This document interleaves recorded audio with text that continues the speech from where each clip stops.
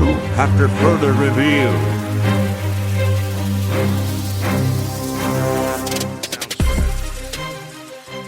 What is going on, everyone? Episode 34 of After Further Review, back at it with another fun and exciting episode. Boys, I didn't think this would be our biggest one yet. We had 20, we had 25, we had 30, but you already know number 34. Let's get it. First ever guest tonight.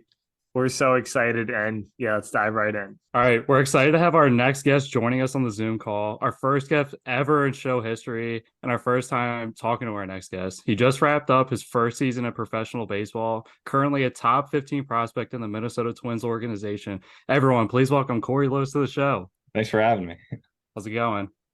Doing good. How are you guys? Good. We're excited to have you. We like I said, we really appreciate you taking the time to speak with us. And obviously you're kind of a unique pitcher in the minors, and I mean, you're the stats back it up. And just, I guess we kind of wanted to ask you, I mean, first and foremost, you got the knuckleball. How does it feel just to be kind of the knuckleball pitcher and one of the only ones really in the minors?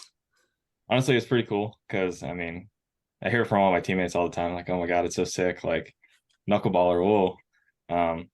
But I think it's pretty cool. We actually have another knuckleballer in our system, I think, that we just signed as a free agent. So that's pretty cool. No way. Yeah. And then obviously there's Matt Waldron on the Padres. So Sure. George Kirby decided to throw one the other day, which is cool. Yeah. Oh, no way. I missed that. Yeah. That's sick, though. I mean, you do have a legit knuckleball. We've seen the videos of it. Your one video went pretty viral, especially like a month or two ago. Just no movement on it, and the speed on it too, which is like pretty outrageous. I don't think we've seen anybody in the majors actually throw something that fast. Yeah, definitely. I think in my last outing, I was throwing a little harder overall, but I think I got it up to 88, which is pretty insane. Yeah. Damn. But I'd say the average is probably 84. All right. Yeah, still like 88. Yeah. Yeah, I mean, I can't remember anyone even getting close to like the 80s, let alone past that. No, I'm a Mets fan, and so watching like someone like R.A. Dickey, and I know you talked about him on a previous podcast, but he was one of the harder throwing knuckleballers that I remember. But yeah, that's incredible. Yeah, I would think might hold the record. I don't want to say it. Yeah. But I mean, maybe that's the hardest knuckleball, but I don't know. But yeah, R.A. Dickey would probably be close second. I can't remember like how hard he threw it, but I knew it was pretty hard compared to. I mean, 88 is definitely harder than he threw. Oh, yeah. Yeah, definitely. So we know you have the knuckleball, but what would you say is probably one of the more underrated part of your games? As in pitches or just in general? Just in general, or pitches, whatever you think is like maybe people don't talk about or things that people should talk about. I think my fastball is pretty unique as well. It's got some crazy characteristics, like analytical wise. Mm-hmm. Vertical break's pretty insane on it. Yeah. That, and maybe in the curveball too, because the curveball I throw it hard as well. So like with my fastball being, 89 to 93 or whatever, maybe 94, the curveball has also been pretty hard off of that, like 81, 80. So yeah. Yeah. And that probably plays up a little bit just with having those really good breaking pitches. Probably, Yeah, definitely. I think so. Yeah, it's definitely a unique combo, because I feel like more people nowadays throw like a knuckle curve or kind of like a hybrid of something. But with you being able to throw a knuckleball, you could probably get some insane grips, holds on a ball where it's like not really, traditional in any way. Yeah, definitely. I mean, I throw a knuckleball or a knuckle curve. I don't know if that stemmed off of me throwing a knuckleball when I was younger or not, but I can't remember exactly when I started throwing a knuckle curve. But yeah, they kind of go hand in hand. So yeah. Right. Yeah. I feel like it's like the bridge between like the gap of people who can't quite get the knuckle but can get that like action on it. But yeah. Yeah, for That's sure. Awesome. It's all in the release. So yeah. So just talk about I guess you went to UC Santa Barbara. They've had quite a few pitchers come through there with some great success at the big league level too. And I guess just talk about how the development was at UC Santa Barbara, just kind of refining some of those pitches and, making you the pitcher you are. Yeah, definitely. Santa Barbara was awesome. We had access to all of our numbers from like TrackMan. We had TrackMan on the main field, which was awesome. That is awesome. And then we had Rapsoda for bullpens. So whenever we wanted the data, we could just ask like, is this what it's supposed to be or whatnot? And yeah, they kind of made me the pitcher who I am today because I came in throwing two seams, not knowing that I should be a primarily four seam guy. And that really changed how my fastball ended up playing. So like after that change, fastball up in the zone was crazy compared to the two seam that I came in with, and then also added a slider there, which is the same grip that I throw now. And then still tinkered around with my changeup. So knuckleball didn't really change much. I kind of liked it and just kind of let me do my thing. So same with the curveball. Curveball didn't really change much. So yeah. Do you still throw the two seam at all, or are you just strictly four seam fastball now, just because of how effective it is? Yeah, just strictly four seam. So that was actually my first bullpen there. Started throwing two seams, and they're like, "Hey, try this four seam out." I'm like, "Okay," and then never went back to two seams after that. So Wow, I definitely saw the change. That was crazy enough. So yeah. That is Wow. crazy. We saw earlier this year that you had a combined no-hitter, basically, slight error away from being a perfect game. That's still really impressive, though. I mean, can you just like talk about that a little bit? What that experience was like? Yeah, that was sick. The lone error being on a drop third strike, which is even crazier. It's not even like a true error. But yeah, that was awesome. That day coming in, it was a Sunday game in the middle of Florida. So it was really hot. No one really wanted to be there. It was hot and humid. And that day for myself, I mean, velo was down. It was like 87 to 89, just like, just throwing the ball in there, just hit it. Like, let's get out of here. And everything else was in the zone, and they were swinging, and nothing was falling. So yeah, it was just a good day overall. Yeah, that's so cool awesome. just to be a part of that. And I don't know, is that the first combined no hitter or even no hitter you've had? Yeah, that like in competitive, Yeah. I guess, like in pro sports. Yeah, for sure. That's Nothing awesome. in college, nothing in high school. Have you I guess being at the level you are now, have you had any effects with like the way the robot umps and kind of some of that is working? Have you, has it been different as an adjustment for you? So we used it in low A. They used it the whole year, so that's kind of where they were using like all the new stuff. So like robot umps and the challenges and like the shift changes where they couldn't like pass a certain point around second. That was all being used in low A, so I was exposed to it early on. I think it was first 3 days were robot ump, and the last 3 days of the series were challenges, or vice versa, something like that. But I mean, for myself, I think the challenges worked the best, just because the zone, like the robot ump zone, was like kind of weird at times. So like it could be like off a little bit, and like the hitters could tell, and like they would get the like data back and be like, that wasn't even close, but it caught the zone or like something like that. But yeah, so definitely exposed to that early on. Yeah. I mean, Chase and I are huge Phillies fans, and I was like reading something the other day. Weston Wilson finally made the roster for the Phillies wild card round. Pretty special because he's like an older minor league player, but he talked a lot about the robot umps helping him as a hitter. I guess he could better understand kind of what the strike zone was. And so I didn't know, like from a pitching standpoint, like I know for catchers sometimes the art of framing can be talked about going away, but I didn't know like if you were kind of against it, or if it's kind of one of those things where you're just adjusting to it when you do use the robot. Yeah, definitely adjusting to it, because like early on, I feel like how the catcher catches it is a big part. If you get a strike called, so like if you throw a curveball down and they don't really catch it right, it could still be called a strike just because it clipped the zone. So I think that could be helpful. And then along with throwing a knuckleball, I mean, if the catcher can handle it and it clips the zone, it's going to be a strike every time. So I guess that's another thing. So yeah.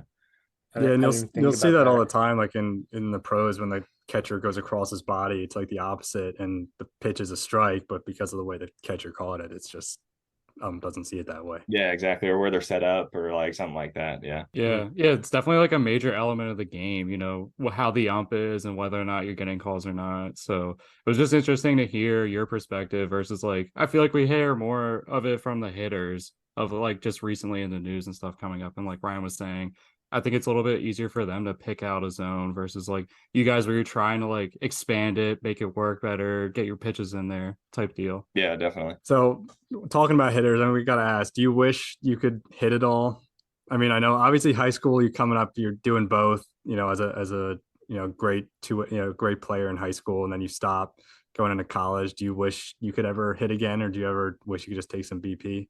Oh, definitely. I wish I could take BP all the time because so when I got to Santa Barbara, I had no idea if I was going to two-way or not. And I kind of figured I was going to be a pitcher when they sent like the glove orders out, and they only sent me one. Like, I'll just make a pitcher's glove. I'm like, oh, here we go.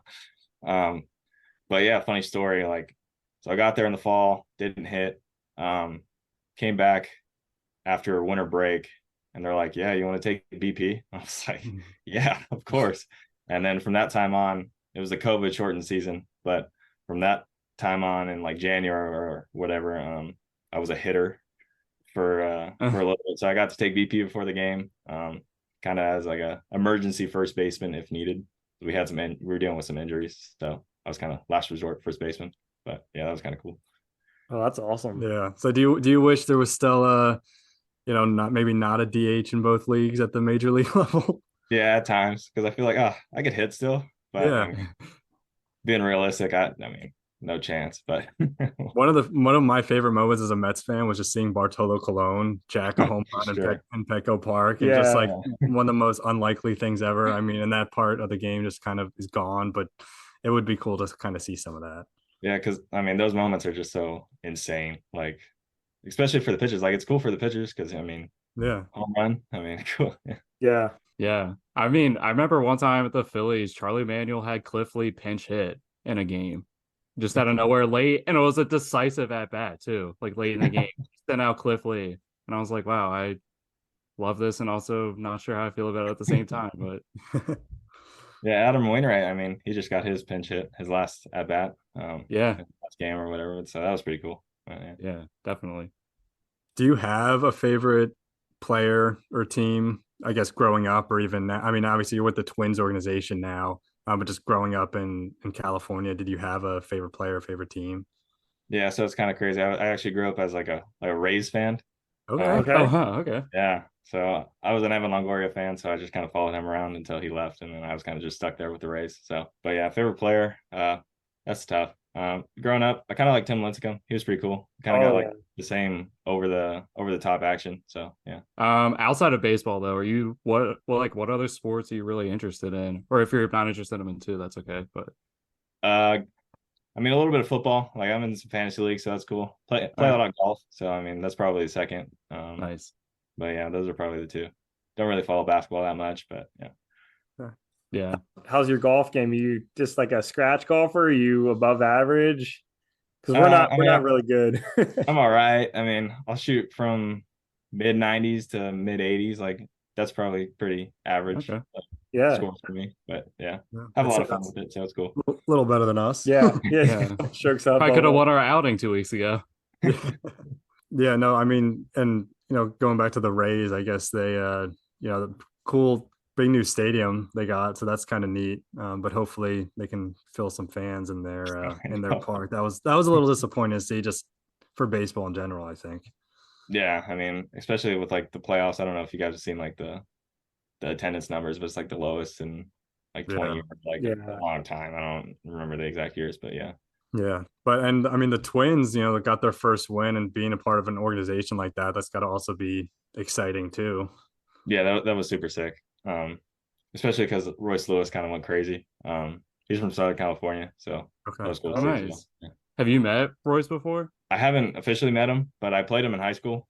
All right. I think one game, and I walked him, and then he stole second, and then he stole third, and then that was it. So, yeah. Oh wow, that's crazy.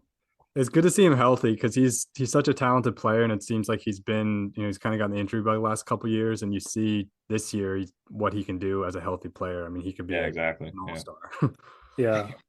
Is there anyone else, since you mentioned it, like, is there any other notable hitters that you faced throughout? I mean, even high school, college, into, the minors now, is there anyone like a tough out maybe, or like some notable guy that you face you're like, oh, like a little nervous about or anything? I mean, I faced Brooks Lee, pitched against him twice, so that was pretty cool. Yeah. I mean, there's a ton of guys probably in the minors that I faced, but Yeah. not one like big, like crazy.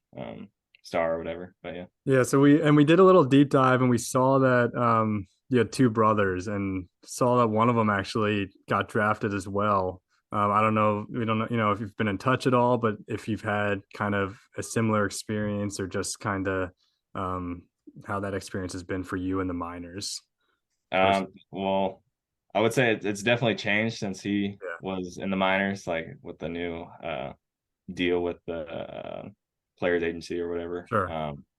But yeah, he was with the A's, so I remember him telling me stories of how like bad it like kind of sucked because like the pay wasn't great back then, and like a lot has changed, like I said. But yeah, I guess we're kind of getting lucky now, Sure. being a part of what has changed. So Yeah, and I mean, you're not to trash on any other organization, but I mean, the Twins organization in general is definitely, I think, regarded as a better organization than someone like the A's, and it's cool to be put in a situation like that where you have a better chance to succeed. Yeah, definitely. And I mean, I think overall, I'm sure all the orgs are kind of stepping up their game with Sure.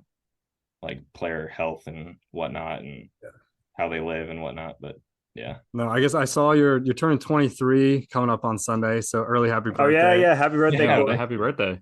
Only reason we saw that is because my birthday is on the 8th. So Wow, sick. Well, happy birthday. Yeah. Yeah. So and good luck as you move forward into the rest of the season, and next year hopefully, depending on where you're at, hopefully we can catch a game and we see you. We really want to come watch you pitch. I mean, obviously, on social media and stuff, everyone knows you as the knuckleballer, but we wanted to have you on because we knew you were more than that, right? And just, this conversation right here has flowed, and we were just so nervous and pumped to have you on, but now we really just want to see you pitch like in a game. Yeah. So, Yeah, I mean, hopefully you guys can make it out to one. I mean, I don't know where I'm going to start next year, but it's either going to be Cedar Rapids, Wichita. So yeah.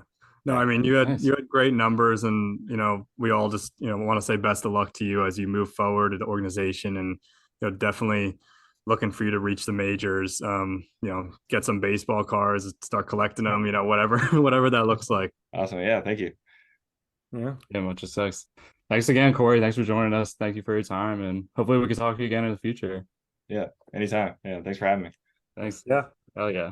Hope you guys enjoyed that little segment. That was we had an absolute blast doing that interview, and we're just walking on cloud 9 from that, and just feeling great. So we hope you guys enjoyed that, and hopefully that's the first of many. Yeah, Cory Lewis, an awesome down-to-earth guy. I mean, I am ultimately a huge Cory Lewis fan. Like this year now, I got to speak with Jason Kelsey and Cory Lewis, and by far two of my favorite athletes of 2023. Cory, good luck with your season, the Minnesota Twins. And I mean, that was awesome. Yeah, I mean, first show ever having a guest, and the first guest ever having on. I feel like leading into it, all the anticipation definitely was exceeded what we could have ever guessed was going to go. So that was an awesome interview, and yeah, we really thank Cory for his time taking it out to talk to us, and get to hear about his story growing up. Yeah, and as we talked a lot of baseball, we're gonna just dive right into some more baseball, and we got playoff baseball going on right now, going on as we speak. And for you guys, I mean, Phillies looking great. Mets just sulking again for not having signed Zach Wheeler. That's been an absolute fantastic contract for you guys in 2019, and just another Wilpon failure. But just how are you guys feeling? Only one game in, but I mean, that's that first win in a 3-game series is huge. Yeah, I mean, the time this airs, you just hope they play Tuesday, Wednesday, Thursday this week. So I'm just, praying to the baseball gods that this podcast pops out, and the Phillies are heading to the NLDS for year 2. Nick Castellanos almost flipped off the entire crowd yesterday, so of course there's always some type of drama. But yeah, I mean, overall I'm excited. Watched a good chunk of the game 1. Wheeler just seems, Chase, he just seems like he fits that narrative. Like, the Roy Halladay's, the Cliff Lees, like he fits right in there. I mean, I just can't believe the Mets got rid of him. He's such a solid starting pitcher. I mean, he's like one of those classic guys. His velocity isn't crazy, but he hits his spots. Yeah. And he's really efficient too, which I love about him. It's kind of like a throwback pitcher where he's just everything he does is calculated and it's, precise. And yeah, I agree. I think it was really big for them to get the win last night, especially behind Wheeler. I mean, he really stepped up and acted like the ace of of the team. Just went out there, dealt strong innings. Had a little bit of a jam, but still got out of it and unscathed. And yeah. So when the Phillies initially signed Wheeler, I was definitely a little skeptical of it, just because I felt like Nola was our guy and he was going to be the number one. And it's a lot of money to pay a number two. But looking back, he's obviously lived up to his money, obviously, and probably a little bit more. And he went out and proved it last night. Whereas Nola, an impending free agent, I don't think is gonna, has as strong of a ground to go off of. He's obviously been good, but I mean, Wheeler's just been pretty unbelievable in his consistency. Yeah. Yeah, and I think, for the Mets, I mean, that was an era I would like to forget. I mean, they had Brody Van Wagen or whatever his name was as their GM with the Will Ponds. He was an agent, and they basically ultimately decided to stick with the combination of Michael Wacha and Rick Porcello versus signing Zach Wheeler. So that's a terrible franchise changing move. But I mean, Wheeler's been great for you guys, and looking to eliminate the Marlins as we're recording this. What's crazy to me is the Marlins they've been in 3 postseasons total. This will be, I think, their 4th. They've won 2 of the 3 times they've been in the postseason. They've won the World Series. Yep. Pretty crazy. Yeah, I remember actually making a big deal out of that the COVID year, because that was the first year. I think they had 8 teams from each side make it, and the first round they did a bunch of best of 3s. That was the first time we saw best of 3 first round. Now obviously that's how the wild card works, but we were saying that because the Marlins won that series too, and we were like, oh my gosh, they're about to go 3 for 3. Well, they didn't, but that means that they've only had 1 loss in elimination games. So yeah, we'll see how that plays out. But Chase, I just wanted to quickly touch on the point you made. Not that I'm sad about it, but I'm really just trying to live in the moment as much as possible with this Phillies team right now, because 2 of the longest tenured Phillies, Aaron Nola and Rhys Hoskins, there will definitely be a bunch of question marks around after this season, right? Because Bryce Harper could be, a longtime first baseman, and Zach Wheeler is your true number 1. Does Nola want to be a number 1 somewhere else? I mean, I'm trying not to think about it right now because I love Rhys and I love Nola. But yeah, I mean, hoping to watch another fun run for this team. Yeah, I agree. It's hard to put that stuff aside and just think about which team's going to back a Brinkstruck up for Aaron Nola. But, good luck to them, whoever that ends up being.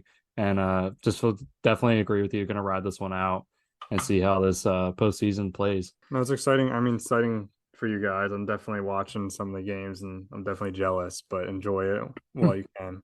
So is it like football where there's reseeding, or no matter what, does the winner of this series play the Braves? No matter what, they play the Braves. Ooh, so it would be back-to-back years we'd get the Braves in the NLDS. That's crazy. Dang. That's crazy with 2. You go to 2 division opponents too. Yeah. The Phillies and Marlins never played before. I mean, granted, the Marlins, this is only their 4th postseason, so that probably plays a factor. And the Phillies have been bad. So it makes sense why they haven't played each other before. But yeah, that's crazy. Back-to-back divisional opponents potentially. Yeah. And we talked a little bit about it off podcast, but I just wanted to touch on, Luis Arias and Pablo Lopez, that 1-for-1 trade. We discussed it when it went down. And I mean, it's worked really well for both teams, Twins and Marlins, 2 teams going to the year and might not have thought were playoff teams. Both made the playoffs. Twins advancing today. Pablo Lopez pitched the game 1 at 5 1/3 scoreless innings, something like that. Arias obviously won the batting title in the NL. So both players have worked out really well for both teams. Yeah, I know. And especially because at the deadline, we brought up about if the Mets would do 1-for-1 deals. And I think it's the best way to go. I think you get a surefire person in return. And obviously they traded 2 major league talents, but yeah, it's crazy to see that both teams legitimately had success after making a deal like that to reshape their roster. Yeah. And it was just a need for both teams. I mean, Lopez is a great pitcher, but the Marlins had good pitching depth, and they needed that extra hitter that can maybe take them the next step, and they got it. Yeah, it's awesome. I do just want to touch on real quick. Did you guys see Spencer Strider being interviewed and saying how he'd rather play with no fans? Yeah, I Wait, don't like what? Spencer Strider, but that's So I don't know if that's legitimate or if he's pulling the biggest all-time troll job ever. And if he's pulling that, I'm seriously gonna hate him for my life. I already hate him, he might but be trolling, but I don't know if he just has a different personality or what. Also, So because like, I mean, he got wrecked in Philadelphia last year. I mean, so I could see why he hates having fans around, especially if you're playing in a city with 47,000 people that are just destroying you. I mean, Philly's a tough place to play. Yeah. And I mean, just the way he said it seemed really like douchily serious. So I was like, okay, yeah, maybe this guy's really serious Spencer about might he not hates come on fans. our podcast. I mean, yeah, I'm Yeah. not a huge fan of him either, but I also don't like the Braves like more than basically any other team. Right now, they're my least favorite team as we speak, and so Oh, yeah, for sure. I mean, if the Phillies do advance, I hope that Spencer Strider comes to Citizen Bank Park. They'll probably have him pitch not in Citizen Bank Park, but I hope he does come, pitches, and I hope he gets shelled. But did the MLB Yeah. did they ever have a stretch during COVID with no fans? Did they do that? Yeah, Like, there was no fans that whole year, I that's think. right. So he probably pitched that year. Then Yeah, that was I think it was his first year. I wonder how his numbers were that year compared to others. Like if he actually can back it up with that or not. I mean, granted, it was different. It was a shortened season, so numbers are different because he didn't have as many starts, right? But True. I mean, the other thing is not to get into some other stuff, but Ozuna shouldn't even be playing. Oh yeah. Yeah. Marcell Ozuna shouldn't even. I don't even. He shouldn't even be playing this year or in general. I don't like him. it's one thing Yeah, we always he's agree on that we hate the Braves. Yeah, we got playoff baseball, and I mean every week got NFL Sundays now. So I mean it's just an awesome time in sports in general. But Jets. It was actually an exciting game Sunday night. Actually made it pretty interesting. And Zach Wilson played really well. Some questionable calls down the stretch, but again, that's why I hate watching football in general. How did you hate it more or less seeing Taylor Swift every 5 seconds and knowing that there was a conspiracy? I'm gonna cut this out. I don't even want to mention her on the podcast. This should just be cut out. That holding call against the Jets that they didn't call. They called the Sauce Gardner one, and then the next play, the one of the next plays where the third and long that Patrick Mahomes ran was like that was a really bad I miss. hate when there's these games where they kind of let them play most of the game, and then it comes down to a last drive and they like call stuff. If they're gonna be consistent all game or something, or like throw a ton of flags or not throw any flags, fine. But when you're barely throwing flags and then you throw it like that, that's kind of Well, and the problem is we're right back to square one. I was so happy when Brady was finally off the Patriots and gone from the league because I was done having to hate. But how many times were the Patriots with Tom Brady on the right side of the most controversial call, right? I mean, last year in the Super Bowl, sketchy holding call against the Eagles late in the game. And I know there was other reasons the Eagles lost the game, but here we go again against the Jets facing the Chiefs in prime time, sketchy call right at the end of the game. Like Ben said, they're letting him play all game. Why are you now going to throw the flag? If anything, that was illegal contact. Like, okay, call that. It wasn't like he never held him. And so it just seems like the Chiefs always are on the right side of that call and why they will be the next. I mean, I don't hate Andy Reid as much, but Travis Kelce, he's definitely more hateable than Gronk. And I don't like Mahomes either. So I mean, I also think it's interesting that Tom Brady invented the tuck rule, and now it's not a rule in the NFL anymore, which I find really hilarious. yeah. They had to have a rule the entire time Tom Brady was in, and the second he leaves, they get rid of it. It's like, why'd you even have it in the first place? You knew it wasn't the right call. Yep. And you just botched the Raiders from a playoff win. Justin Tuck, dude. Speaking of Justin Tuck was the Khalil Mack before Khalil Mack, by the way. Any is that a hot take? Might be a hot take. I feel like he was a beast, and then here comes Khalil Mack, and we might as well just touch on him because the man had 6 sacks this weekend. That was insane, and he started his career on the Raiders too, right? Mm-hmm. So, and Ben, I know you're a huge Khalil Mack guy. I think all of us love defense almost more than offense sometimes. Like Chase, you love linebackers attack. I feel like we all kind of thrive on that. And Khalil Mack having a 6 sack day in today's NFL, I just feel like that's unheard of. That was awesome. Yeah. He was really rolling back the clock and making up for lost time for playing on subpar teams. But yeah, that was really cool to see for somebody to. Yeah, he hadn't had double-digit sacks in a season since 2018. Last year, only 8 sacks, and the year before that, only 6. Granted, he only played 7 games, 2021, but just have 6 sacks already, and now he's leading the league in sacks and forced fumbles. I think if he were to, I think he's on the road to being a Hall of Famer. I mean, he's almost, I don't know what the marks are for football the same as like baseball, but he's close to 100 sacks in a career, and I don't know like if that's a threshold that would get him into that or not. Yeah, I feel like 100 puts you in the conversation for sure. Yeah, I mean, it Yeah. feels like it does. I mean, the longevity of we talk about like the average for MLB players is not as long as we thought. And football, I think it's less than 5 years, right? So over It's 100 like sacks. 2.5, I think. Yeah, so That's crazy. 100 sacks for a defensive player. Like, I mean, he Yeah. had some years where he's been injured. He's been on a lot of bad teams too, which means that offensive the offense. I mean, like let's go through like the Raiders and the Bears. Now he's on a competitive team, the Chargers, but still not like a top of the line team. I mean, the Raiders and Bears have had some. No, those Bears teams are bad. Yeah. Right. So then the offensive lineman, you can double team him. The running back's always getting in his way. Like it's a lot harder. And the fact that he's getting close to 100 sacks already, I would say he's a future Hall of Famer. I mean, to be fair, since 2020, besides the 2021 season, he basically played in every single game almost. Oh my gosh. career. Yeah. Like, That's super crazy. cool. And I feel like the 21 season, just a lot of people think of him as that. Like he didn't play a lot. He's hurt. Yeah, it's just that recency bias. Yeah, and it's not true at all. I mean, it's like that thing where, okay, what's their stats on the back of their card? Because that's probably what they're going to end up being. And he probably is going to hit all those averages, probably cashed a few bonus checks getting 6 sacks this early in the season, let alone hitting 6 sacks. So probably buying some nice stuff today. Yeah. Is there anything else you guys saw? I mean, this year? honestly, Cowboys took care of business. yeah. Oh my goodness. Ravens did too. Yeah, the Ravens, Chase, they're looking a lot better, I think, than you would have thought so far. My They're- Super Bowl pick. Yeah, they're 3-1. And I mean, the Cowboys, it's insane how like they lost Trayvon and then they lost the Cardinals, and you're like, oh no, like they're gonna kind of fall back down to earth. But no, they instead give Bill Belichick his worst loss of his career, Love to see it. which you can't not love to see that. And now it just previews probably the biggest game so far this year will be Sunday Night Football next week, which it probably would have been Rodgers versus Mahomes this past Sunday. Sorry, Ben. But it will definitely be the Cowboys 49ers this Sunday night.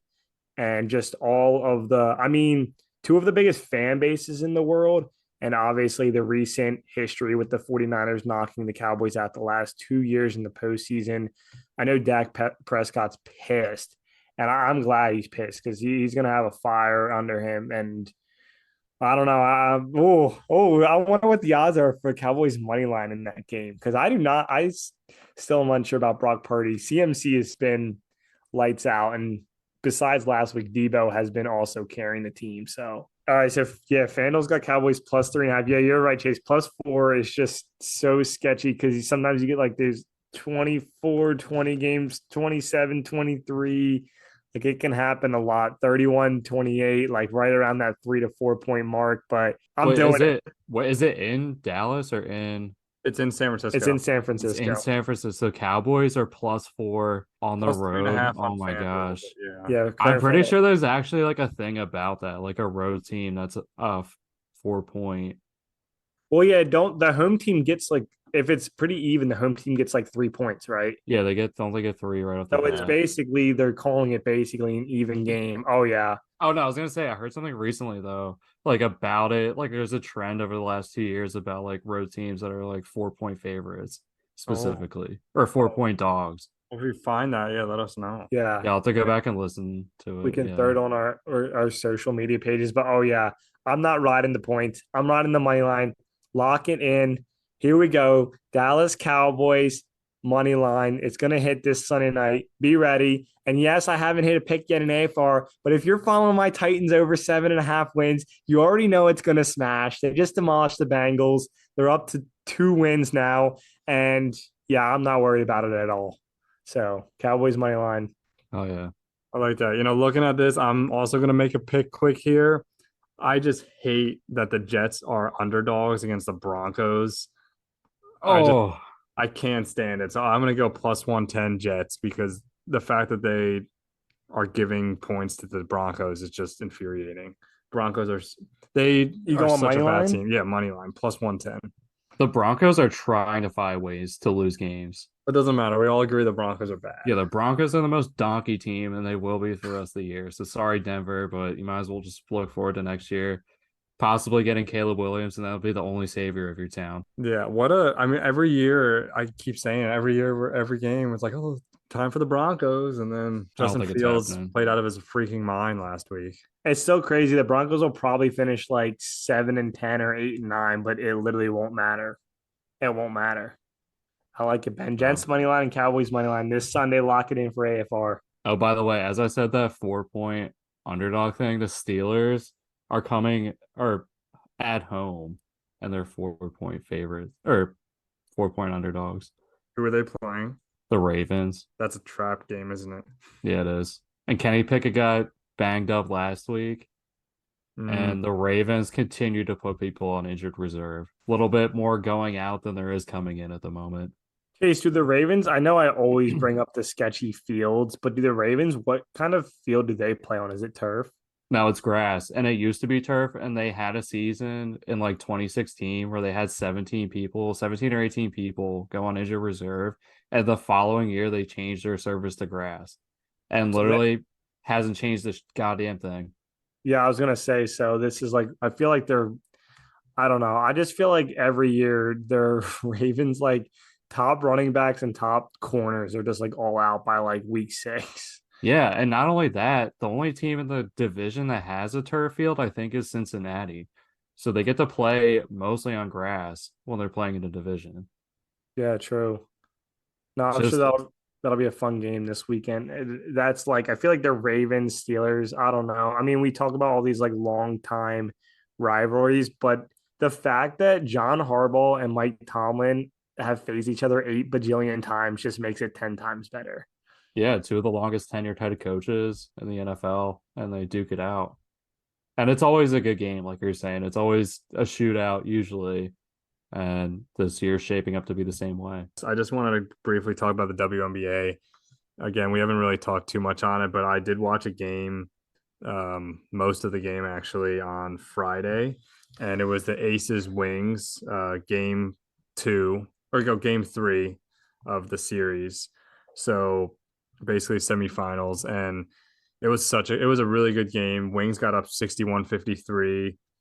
Becky Hammond with a timeout when they were down by 8, and then the team literally held the Wings to no points for the rest of the game and came back and won by 3.